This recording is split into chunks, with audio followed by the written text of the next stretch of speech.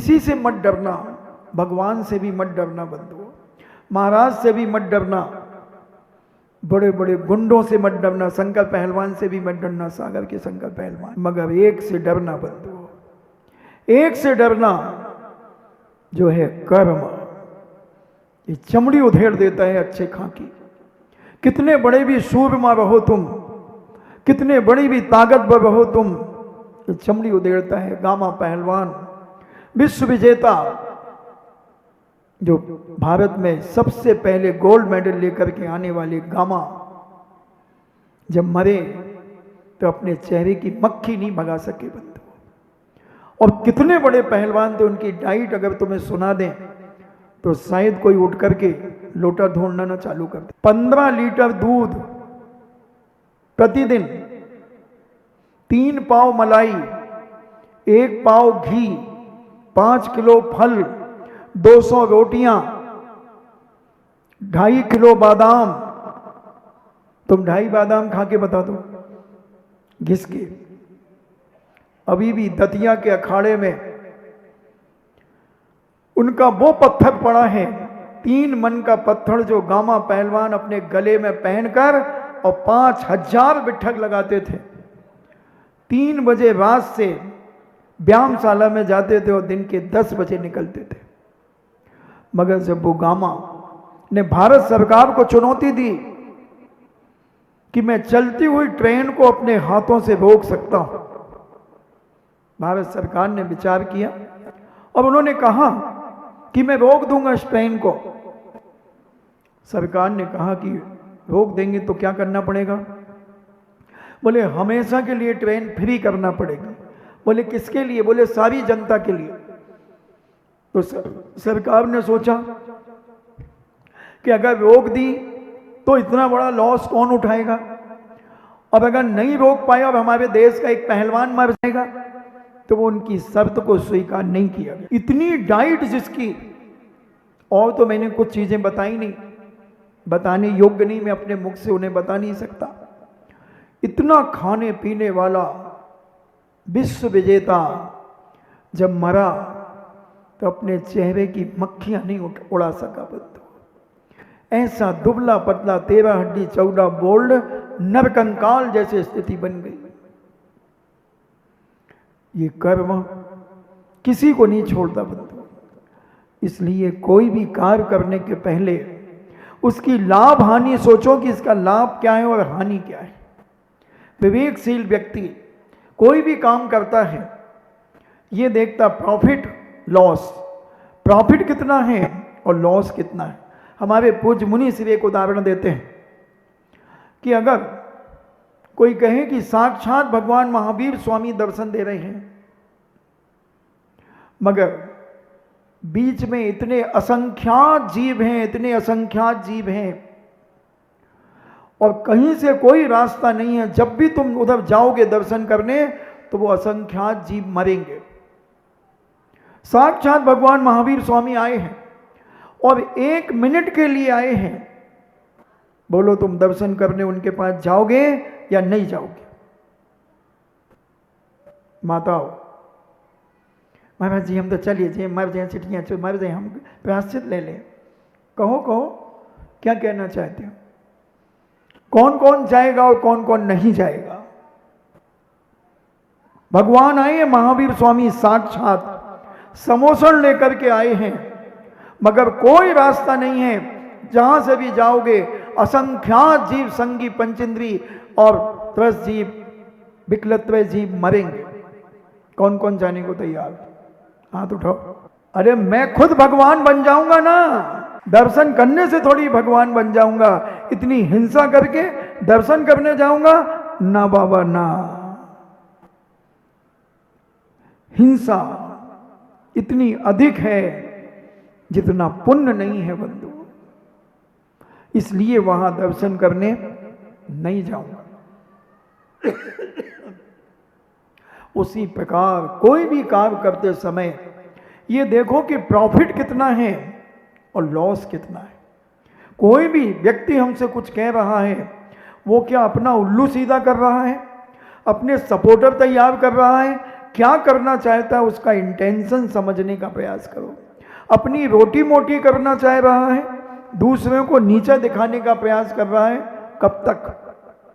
कब तक दिखाएगा दूसरों को नीचा? एक दिन तेरी नानी खुद जिंदा हो जाएगी। जिस चीज की हमें जानकारी ना हो, कोई ज्ञान ना हो, तो किसी की हाँ में हाँ मत मिला देना। किसी की हाँ में अगर मिला दी तो अनुमोदना का कारण तुम भी दुर्गति में सड़ोगे और तिल तिल करें देह के खंड, असुर भिड़ा में दुष्ट प्रचंड। असुर कुमार जाति के लोग भिड़ा करके तेरा सत्यानाश करेंगे। विचार करें, समझने की कोशिश करें। और वह वायु भूति, अब अपन अपने हाईवे पे आ जाएं, वो तो दो बहनजियों ने प्रवचन का स्टेयरिंग घुमा दिया, क्योंकि स्टेयरिंग में बताते हैं बेरिंग होता है, और जरा सा यूं हो गया तो कहीं भी घुस सकती है गाड़ी। तो मेरी चकरा घाट में और गलियों में बड़े चौधरी मंदिर के वहाँ से घुस गई, रामपुरा से निकल करके फिर मेन रोड में आकर के मैं अब पुनः अपने लाइन पर आया हूँ। और वह जब शूर मित्र कौसंबी नगरी में आए तो वायु भूति को, अग्नि भूति को अपने साथ जब आहार चर्या के बाद ले गए और उन्होंने जब उन्हें वैराग्य का उपदेश दिया तो वो वैराग्य से ओतप्रोत हो गए। उनकी आत्मा में संसार से संवेग भावना जागृत हो गई।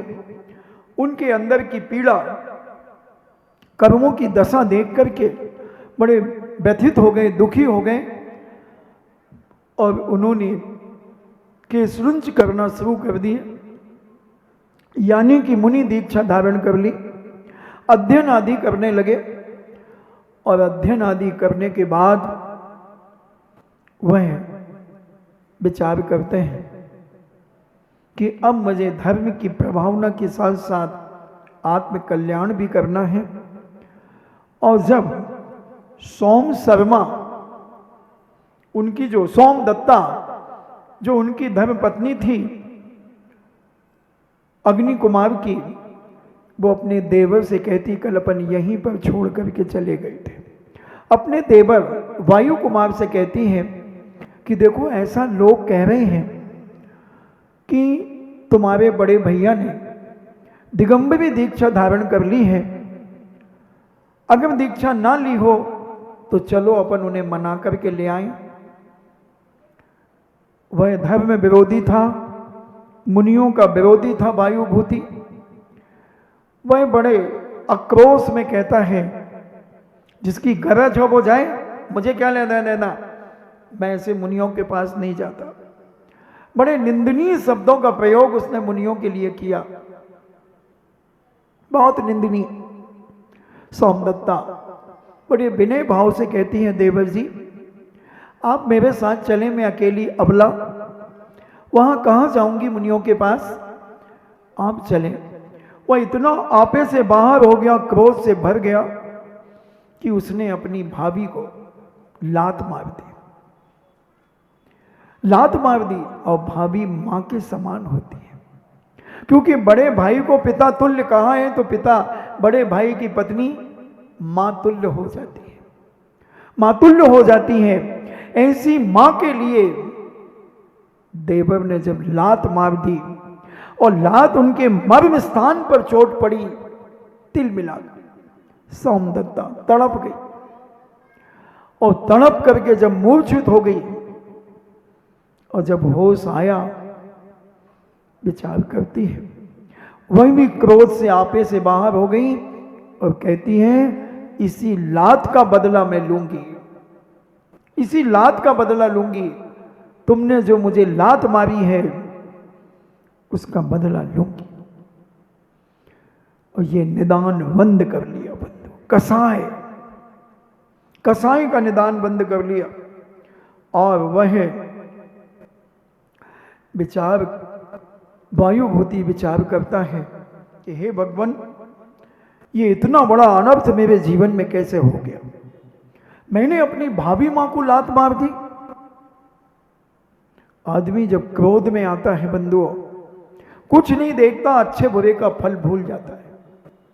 इसलिए जैनाचार्य कहते हैं, संत महंत भगवंत कहते हैं कि तुम कोई भी काम करने के पहले विचार करो क्या होगा। चोर करने वाला अगर चोरी करने के पहले थोड़ा सा विचार कर ले कि इसका फल क्या होगा। जिस दिन मैं पकड़ा जाऊंगा, एक बार मैं जेल गया प्रवचन करने, तो तुम सोचोगी कहीं पकड़े गए हो गए। प्रवचन करने जब जेल गया और मैंने प्रवचन दिया, बहुत सारे कैदी रोने लगे।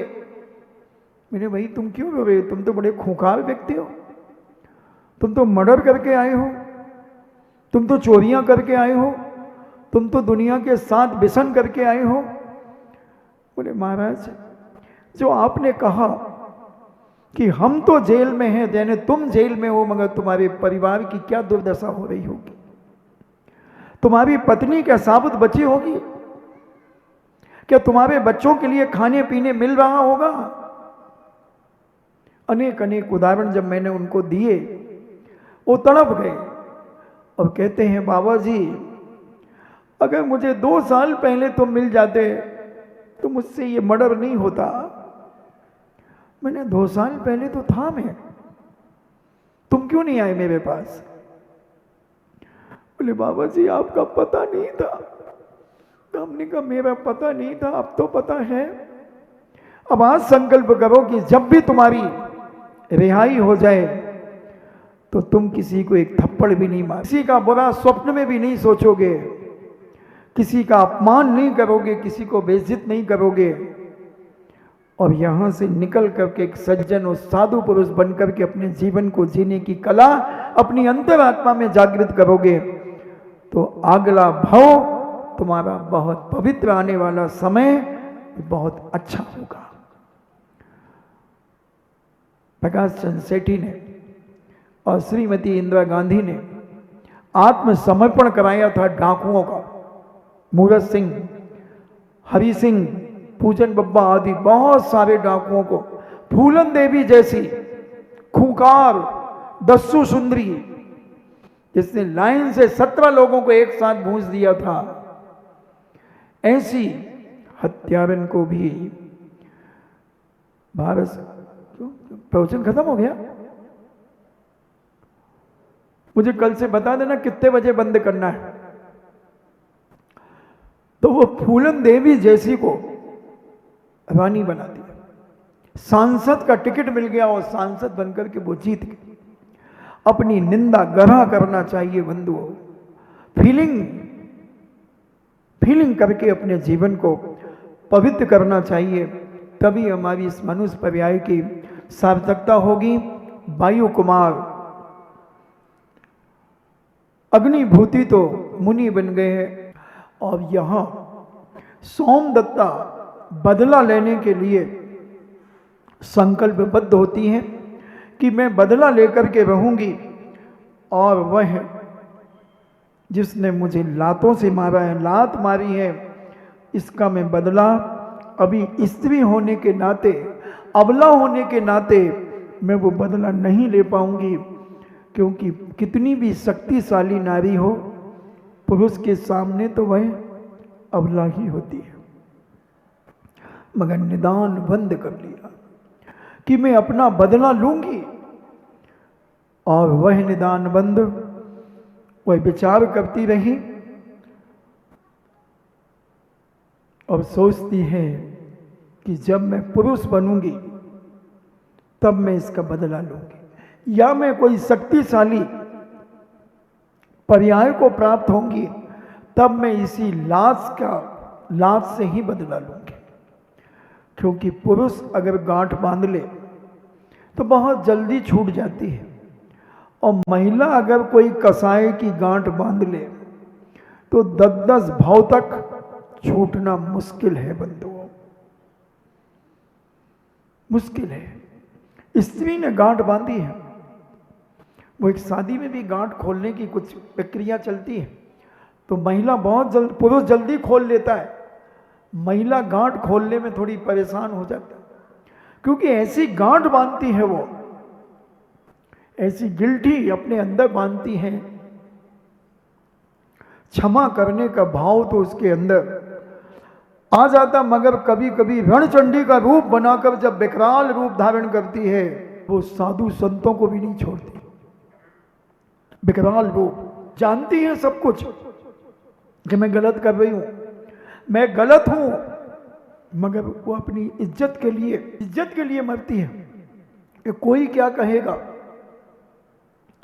कोई क्या कहेगा। स्वयं को दुर्गति में ढकेल लेती है, स्वयं का विनाश करने की तैयारी कर लेती है, मगर क्षमा नहीं मांगती। अपनी गलती का एहसास करती है मगर उच्चारण नहीं करती। पुण्य का उदय रहता है, वह बचती जाती है, मगर जब राज खुलता है तो फंस जाती है। मकड़ी दूसरों को फंसाने के लिए जाल बुनती है, मकड़ी दूसरों को फंसाने के लिए जाल बुनती है, और मकड़ी स्वयं फंस करके उसमें मर जाती है। बंधुओं, हम दूसरों के लिए षड्यंत्र रच रहे हैं, कहीं वो षड्यंत्र हमारे लिए हमें न सड़ा दे, हमें ना सड़ा दे, क्योंकि ये कर्म इतना खतरनाक है। जब हमने इतनी बड़ी बड़ी हस्तियों के नाम लिए, इतने बड़े बड़े महापुरुषों की बात हमने तुमसे कही, जब ये महापुरुष इस कर्म की चपेट से नहीं बचे तो अपन किस खेत की मूली हैं? अपन तो बहुत बहुत मामूली, बहुत बहुत मामूली हैं। इसलिए आपका समय हो रहा है, अपन समझने का प्रयास करें बंधुओं। कभी किसी के गलत काम में अपना हाथ मत बटाना, गलत काम का समर्थन अनुमोदना मत करना। तुम्हें ज्ञान ही नहीं है उस चीज का और तुमने हाँ में हाँ मिला दी तो और दुर्गति के पात्र बनोगे, और निंदा के पात्र बनोगे, और जीवन का विनाश तुम्हारा निश्चित होगा। इसलिए बंधुओं, वक्त रहते हुए हमें अपने आप को संभालना है, संभालने का प्रयास करना है, और जो संभल गया वो बन गया, और जो फिसल गया वो सड़ गया। इन्हीं मंगल भावना के साथ जिनवाणी स्तुति।